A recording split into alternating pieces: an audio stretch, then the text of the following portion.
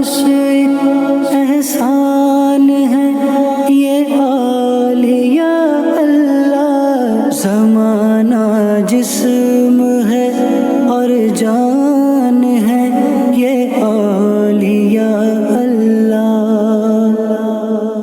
अल्हम्दुलिल्लाहि रब्बिल आलमीन वस्सलातु वस्सलामु अला खातमिन नबिय्यीन अम्मा बाद फ़अऊज़ु बिल्लाहि मिनश शैतानिर रजीम बिस्मिल्लाहिर रहमानिर रहीम अस्सलातु वस्सलामु अलैका या रसूलल्लाह व अला आलिका व अस्हाबिका या हबीबल्लाह, अस्सलातु वस्सलामु अलैका या नबीअल्लाह व अला आलिका व अस्हाबिका या नूरल्लाह।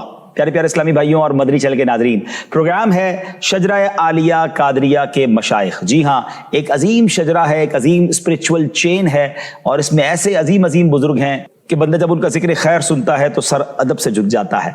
आज ऐसे ही आसमान विलायत के चमकते हुए सितारे हजरत इमाम जाफर सादिक रदी अल्लाह तआला अन्हु की सीरत के बारे में जानेंगे। मगर इससे पहले कि हम उनकी सीरत पर कुछ बात करें, आइए दुरूद पाक की फजीलत पर मुश्तमिल एक बहुत ही खूबसूरत हदीस पाक सुनते हैं। क़यामत के दिन किसी मुसलमान की नेकियां मीज़ान यानी तराजू पर हल्की हो जाएंगी तो सरवर कायनात सल्लल्लाहु ताला अलैहि वसल्लम एक पर्चा अपने पास से निकालकर नेकियों के पलड़े में रख देंगे, तो उससे नेकियों का पलड़ा वजनी हो जाएगा। वो अर्ज करेगा, मेरे माँ बाप आप पर कुर्बान, आप कौन हैं?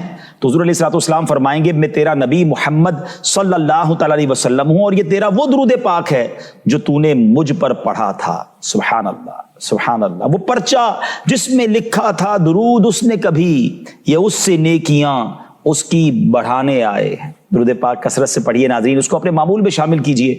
आइए मिलकर मोहब्बत के साथ बाआवाज़ बुलंद दुरूद पाक पढ़ लें। सल्लु अलल हबीब सल्लल्लाहु ताला अला मुहम्मद सल्लल्लाहु अलैहि वसल्लम। प्यारे इस्लामी भाइयों, आज जिस अजीम हस्ती का जिक्र होना है शजरा आलिया कादरिया में, हम उनके तवस्सुल से, उनके वास्ते से एक बड़ी प्यारी इल्तिजा पेश करते हैं। वो क्या है? सिद्के सादिक का तसद्दुक सादिकुल इस्लाम कर, बेगज़ब राजी हो काज़िम और रज़ा के वास्ते। तो आज जिस सादिक का जिक्र होना है वो हजरत इमाम जाफर सादिक रदी अल्लाह तआला अन्हु हैं। शहीद करबला, राकिब दोश मुस्तफ़ा, इमाम अर्श मकाम, इमाम हुमाम, सहाबी इब्ने सहाबी, हजरत इमाम हुसैन रदी अल्लाह तआला अन्हु के पड़ पोते, अजीम ताबई बुजुर्ग इमाम जाफर सादिक रदी अल्लाह तआला अन्हु की विलादत 17 रबीउल अव्वल 80 या 83 हिजरी पीर शरीफ के दिन मदीना पाक में हुई। दिन भी पीर का और शहर भी मदीना। सुभान अल्लाह। आपका नाम जाफर है और कुन्नियत अबू अब्दुल्ला और अबू इस्माइल है। आपकी विलादत बासआदत 80 हिजरी में हुई। हजरत सैयदना इमाम जाफर सादिक रदी अल्लाह तआला अन्हु की वालदा मोहतरमा का इसमें गिरामी हजरत सैयदतुना उम्मे फरवा बिनते कासिम बिन मोहम्मद बिन अबी बकर सिद्दीक रदी अल्लाह तआला अन्हु है, जबकि आप रदी अल्लाह तआला अन्हु के वालिद गिरामी का इसमें मुबारक हजरत सैयदना इमाम बाकिर बिन अली ज़ैनुल आबिदीन और बिन हुसैन बिन अली उल मुर्तज़ा शेर खुदा करम अल्लाह तआला वजुल करीम है। यानी आपका कमाल देखें, कैसी हस्ती हैं कि आप वालदा की तरफ से हजरत अबू बकर सिद्दीक रदी अल्लाह तआला से जा मिलते हैं और वालिद साहब की तरफ से मौला अली शेर खुदा करम अल्लाह तआला वजुल करीम से जा मिलते हैं। सुभान अल्लाह। यानी आप वालदा की तरफ से सिद्दीकी और वालिद की तरफ से अलवी फातिमी हैं। सुभान अल्लाह, सुभान अल्लाह। किस कदर बड़ा नसब है आपका, क्या आली खानदान है। सच गोई की वजह से आपको सादिक के लक़ब से जाना जाता है। इसके अलावा फाजिल, ताहिर भी आप रहमतुल्लाहि तआला के अलकाबात हैं। आपने मदीना मुनव्वरा के मुश्कबार इल्मी फजा में आंख खोली। अपने वालिद गिरामी हजरत इमाम अबू जाफर मोहम्मद बाकिर और हजरत सैयदना उबैदुल्लाह बिन उबई राफे, नवासा सिद्दीक़ अकबर, हजरत सैयदना उर्वा बिन जुबैर, हजरत सैयदना अता और हजरत सैयदना नाफे अलैहिमुर रहमा के चश्मा इल्म से सैराब हुए। यानी इन सब की सोहबतों का फैज़ आपने हासिल किया।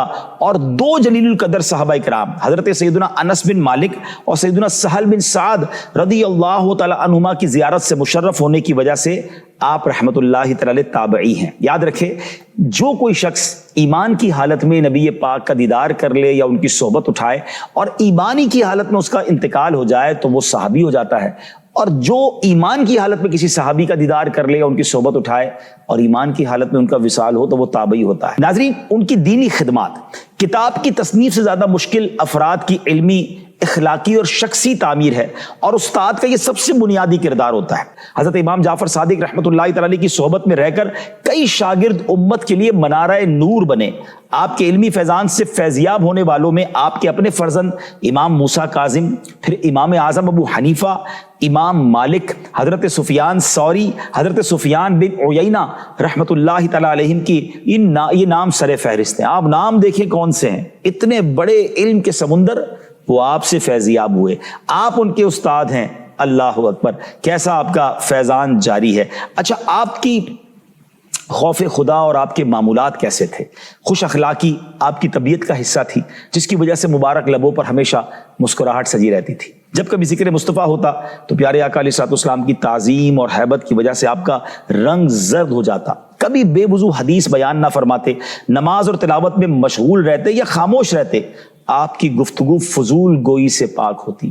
اللہ اکبر۔ ناظرین ذرا آپ سوچیں کہ کیا شاندار شخصیت ہیں کہ آپ کی گفتگو جو ہے وہ فضول گوئی سے پاک ہوتی، زبان پر مسکراہٹ ہوتی، ذکر و درود ہوتا، اور آپ کے معمولات زندگی سے آباء و اجداد کے اوصاف جھلکتے تھے۔